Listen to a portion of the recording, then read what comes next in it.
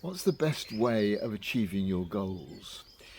Well, David Hume was born on this day in 1711, and his ideas had some important suggestions in this respect. He was brought up in Scotland, uh, a fairly poor family, and spent a lot of time on his own thinking. He more or less taught himself to think, and indeed went to university at the age of 10, would you believe? It was customary to go quite young, but not often as young as that. And a very bright young man whose philosophy subsequently has had its ups and downs. A lot of the time, it's best known for the fact that better known philosophers want to refute him. But there's a lot that he says that's valuable, particularly, I think, about what helps us to achieve our goals in life. He starts off from the assumption that we can't know anything just by sitting and thinking at home about it.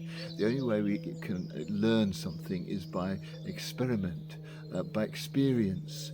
It's experience that really counts in life, and that the natural corollary of that is that the thing that's going to be most effective in helping us to achieve what we want is experience, is things that we feel, is our passions.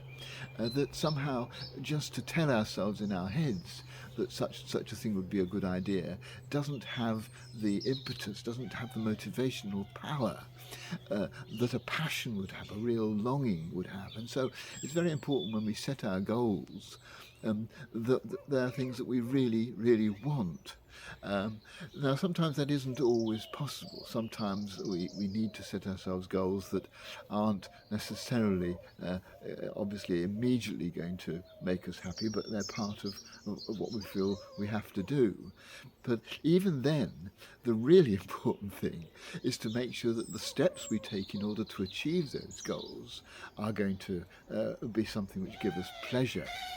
Of course, it's very easy when you're working out how to get to a target that you've set yourself to think, oh, well, I'll take the quickest route, or I'll take the route that means I've got to grit my teeth and really get on with it. But he says that really the best way to get to our goals is to do things now that give us pleasure. In other words, the idea that we need to wait for our gratification until we've achieved our target is not going to work. We need immediate gratification. We need to really enjoy the things that we do to achieve our goals. So that, for example, if you're planning to do a program of training, make sure that you're not too keen on doing. Make sure you've got something nice to listen to while you do it, so that you want to do it in order to listen to whatever's on coming in through your earphones. So I just thought this was a very helpful thought, because so often we tend to want to push ourselves. We think that the only way to get where we want to be is by sheer grit.